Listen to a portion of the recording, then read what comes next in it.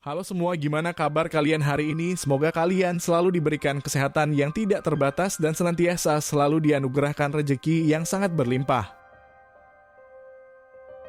Pada kesempatan kali ini saya akan menceritakan sebuah kisah yang cukup memprihatinkan, di mana kejadian itu terjadi kepada seorang gadis yang berparas sangat cantik.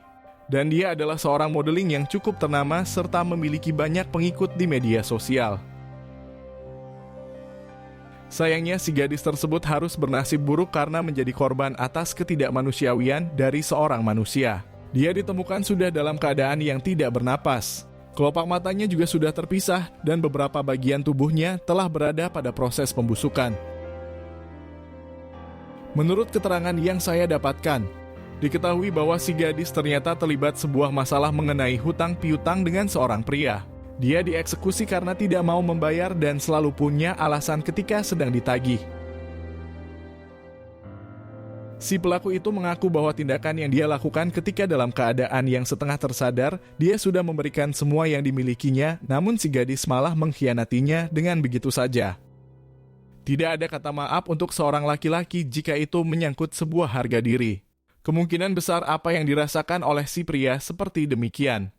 Sebab selama ini hutang yang dia pinjamkan malah dipergunakan bersama dengan pria lain di sebuah tempat penginapan.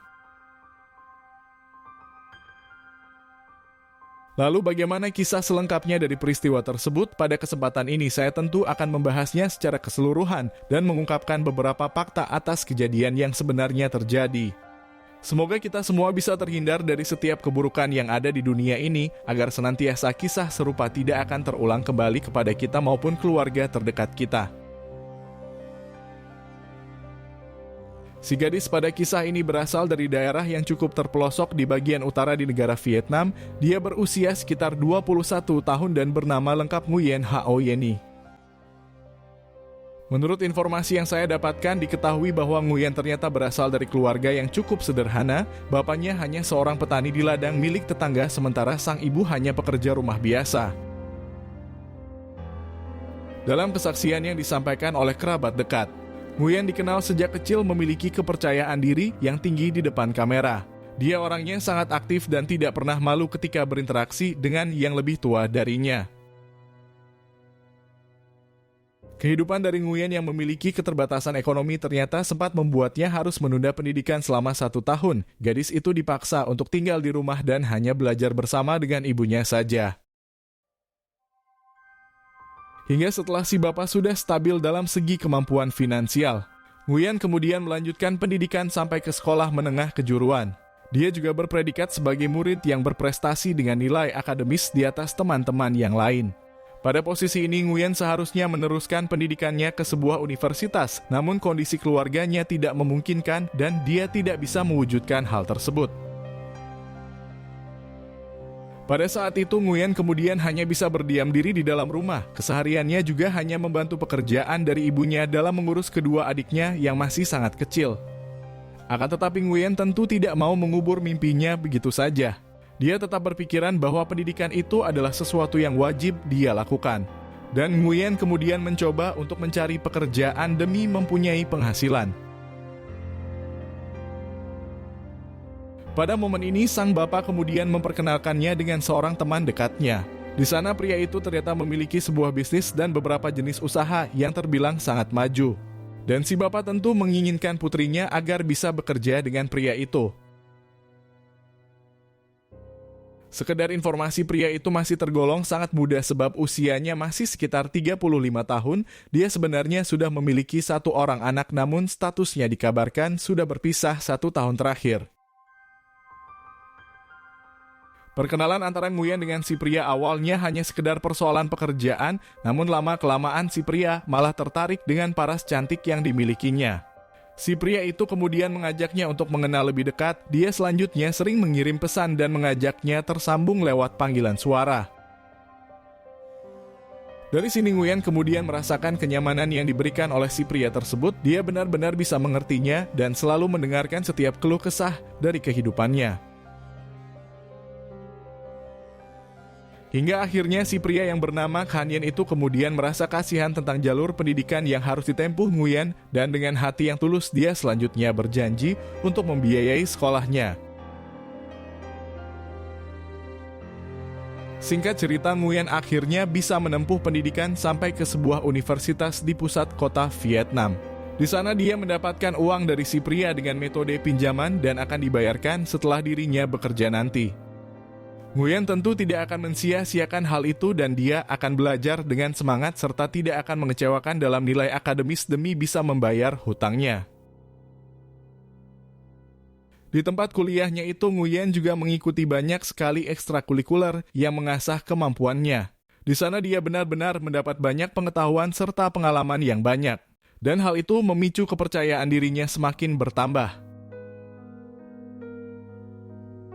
Kemandirian dari Nguyen juga sudah teruji dengan hidup jauh dari keluarga. Gadis muda itu memilih tinggal di sebuah indekos kecil yang bertempat di belakang tempatnya bersekolah. Hingga pada akhirnya ada sebuah tawaran yang cukup menjanjikan dari teman dekatnya di sana, di mana si teman itu mengajaknya untuk berkompetisi di sebuah acara pagelaran busana. Si teman mengakui bahwa Nguyen adalah seorang gadis yang sempurna. Dia memiliki wajah yang sangat cantik serta tinggi badannya juga di atas rata-rata wanita di kota. Pada awalnya Nguyen sempat menolak tawaran itu. Dia beralasan bahwa dirinya ingin berfokus untuk berkuliah dan tidak mau mengecewakan perjuangan dari kedua orang tuanya. Akan tetapi karena bujukan dari sang teman yang membuatnya semakin percaya diri, Nguyen akhirnya mengikuti kompetisi yang diadakan di sebuah mall terbesar di sana. Singkat cerita, Nguyen ternyata lolos ke tahap berikutnya. Tidak disangka gadis yang tidak memiliki dasar modeling itu bisa mengalahkan banyak wanita yang mengikuti kompetisi tersebut. Dan pada akhirnya sebuah perusahaan busana kemudian mengontraknya untuk bekerja sama. Di sana dia akan menjadi brand, ambasador, serta model dari produk mereka. Selama bekerja di sana, Nguyen ternyata merasa cukup terkejut dengan orang-orang yang ada di sekitarnya. Penampilan mereka sangat sempurna dan memakai pakaian dari brand yang sangat terkenal. Awalnya Nguyen tidak memperdulikan hal itu, dia cenderung bodoh amat dengan penampilannya sendiri dan tidak menghiraukan dengan setiap tatapan mereka terhadapnya. Akan tetapi setelah benar-benar berada masuk ke dunia tersebut, Nguyen ternyata baru menyadari bahwa pekerjaan ini menuntutnya untuk tampil sempurna. Sebagai seorang modeling dari produk busana terkini, Nguyen juga harus dipaksa untuk memakai pakaian yang modis dengan harga yang lumayan tinggi. Hingga pada akhirnya Nguyen kemudian mengubah penampilannya secara keseluruhan. Tuntutan pekerjaan membuatnya harus seperti itu dan Nguyen juga merasa bahwa dengan cara ini dia bisa menjadi terkenal serta memiliki banyak penghasilan. Sebagai seorang modeling pemula atau terhitung sangat baru, biaya perawatan serta baju yang dikenakan ternyata tidak sejalan dengan pemasukan yang ada. Di sini Nguyen sempat kebingungan sebab uang hasil kerjanya selalu habis tanpa bersisa. Beberapa pekerjaan dari perusahaan besar juga tidak bisa menutupi pengeluarannya. Gaya hidup yang gemerlap kemudian membutakan matanya agar tetap tampil sempurna. Pada momen ini, Nguyen kemudian kembali meminta tolong kepada Kan Ho. Pria yang sudah membantu untuk menyekolahkannya itu pasti memiliki uang untuk kembali meminjaminya. Setelah sempat tidak berkomunikasi dalam durasi yang panjang, Nguyen kemudian mengirimkan pesan kepadanya dan meminta untuk bertemu di salah satu kedai kopi. Di sana si pria itu kemudian terkejut dengan tampilan putri dari teman dekatnya tersebut. Gadis kampung yang sudah ke kota ternyata sudah sangat berubah secara drastis.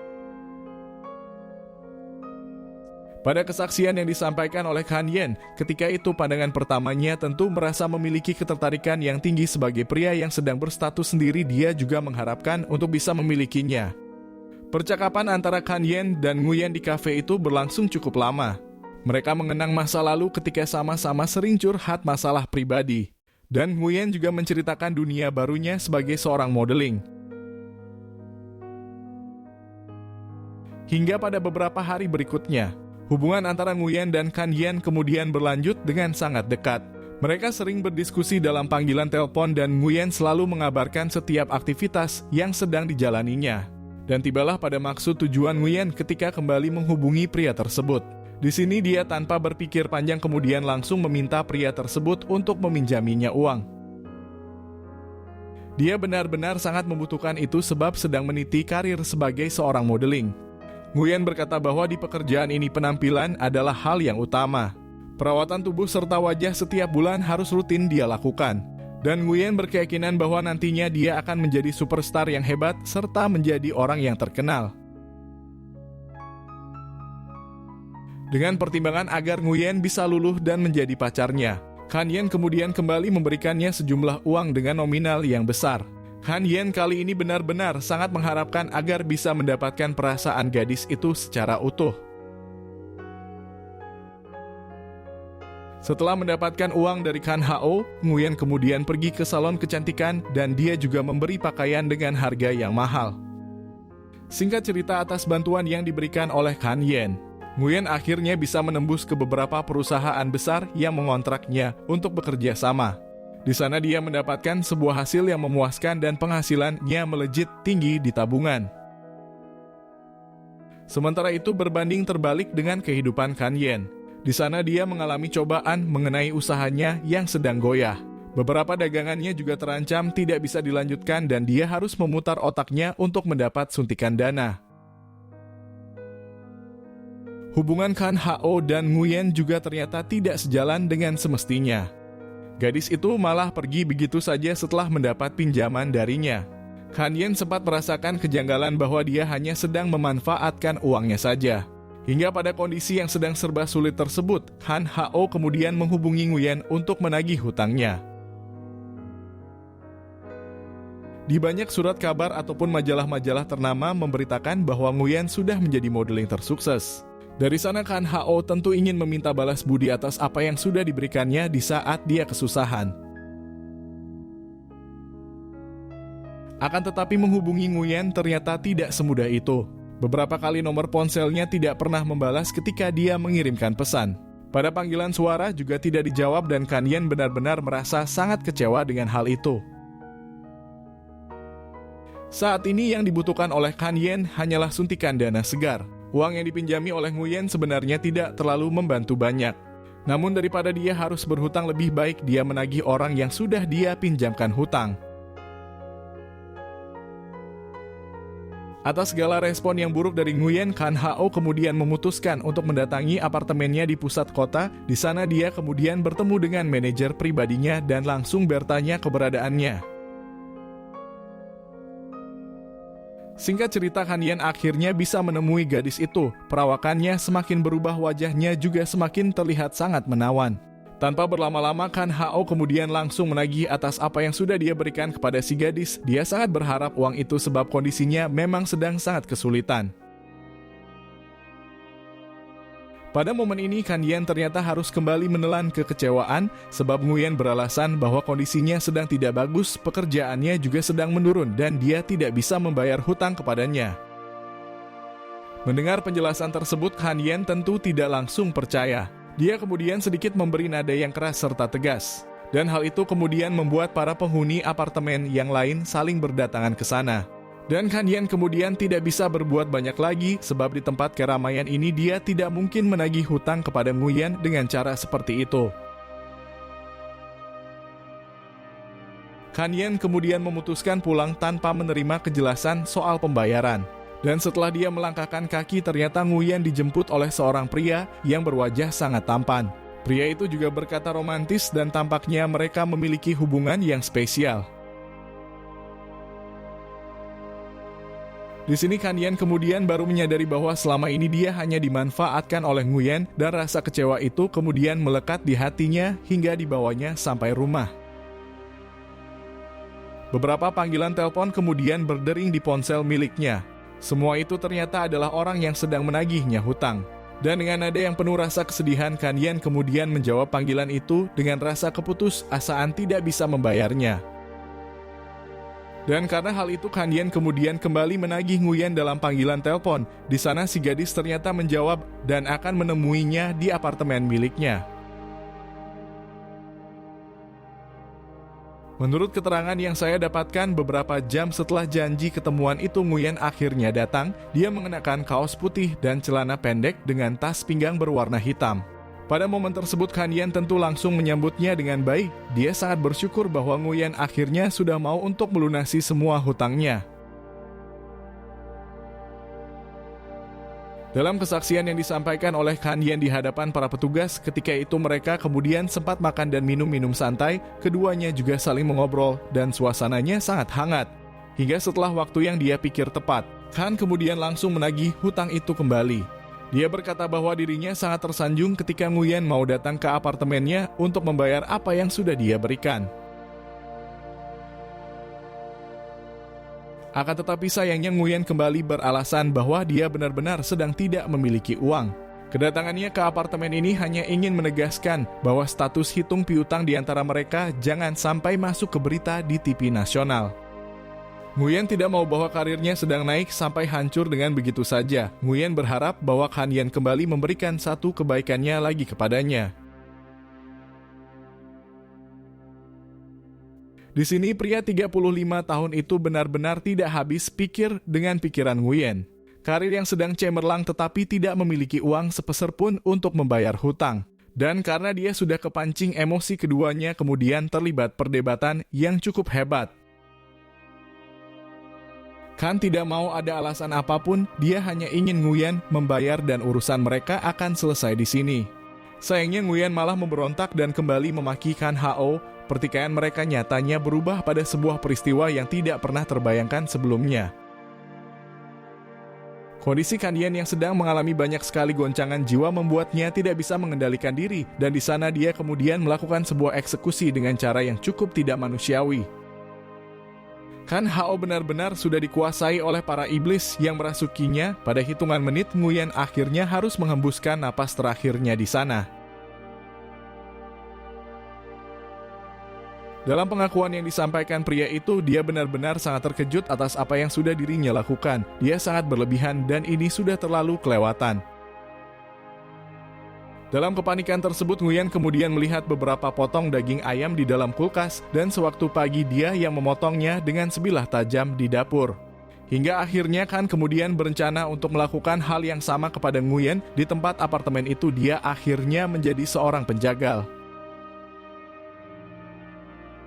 Singkat cerita, Nguyen kemudian mengambil sebuah koper di dalam kamar, dan potongan-potongan itu kemudian dimasukkan. Hingga beberapa menit berikutnya dia kemudian keluar untuk membuangnya di sebuah sungai yang mengalir di sana.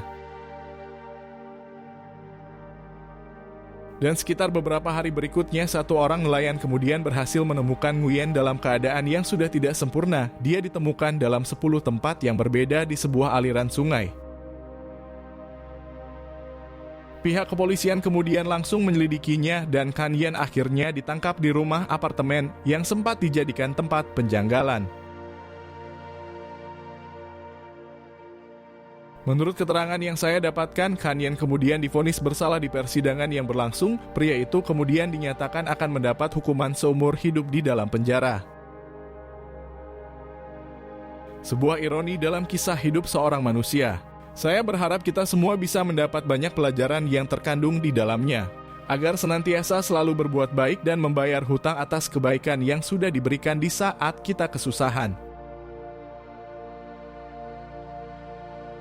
Terima kasih sudah menonton video ini sampai habis. Berikan admin dukungan dengan menekan tombol suka dan tuliskan pendapatmu di bawah kolom komentar.